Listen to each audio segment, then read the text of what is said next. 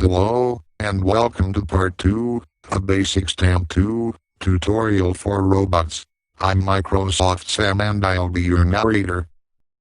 Once again, I apologize for my bad English. After all, I'm just a machine. Double-click on the icon of Basic Stamp Editor in order to start the program. As you can see, it looks like a standard Windows text editor program, with all the common commands like create new file, open a file, save, cut, copy, paste, etc. It also comes with a very useful toolbar. For example, by clicking the split button, the text editor splits in two, so we can simultaneously edit to different parts of the same file. In this area of the toolbar, there are all the supported modules. We are going to use only the Basic Stamp 2 module. And this is the supported versions of PBasic Interpreter. The next buttons are the most useful for our programs. Of course, the most important is the Run button, which is downloading the code to Basic Stamp.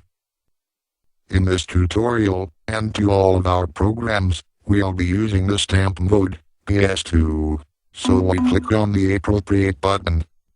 We also click the button, PBasic Language 2.5.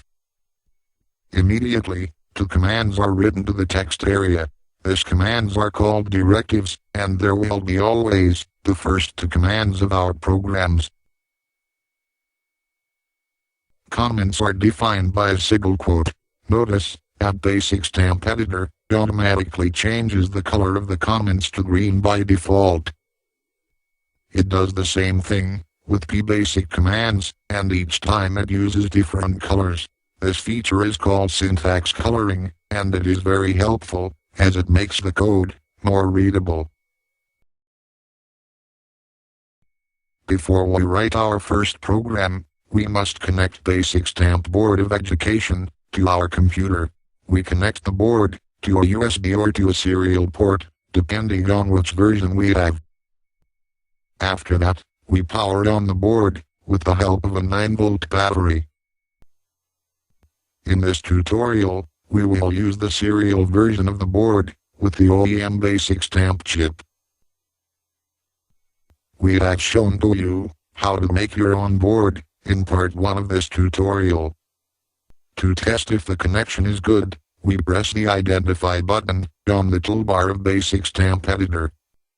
If everything is good, a new window will pop up and inform us where Basic Stamp 2 is connected.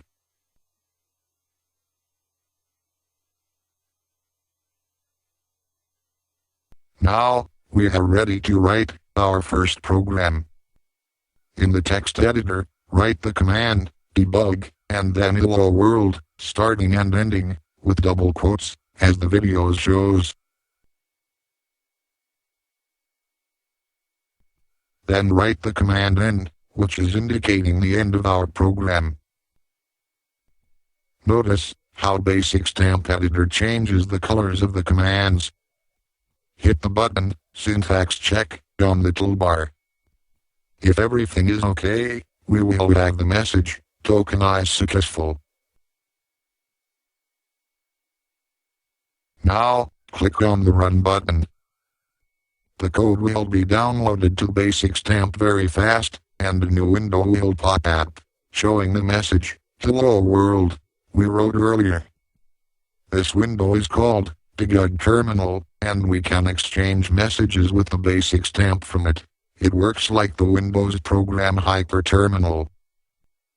Thank you for watching.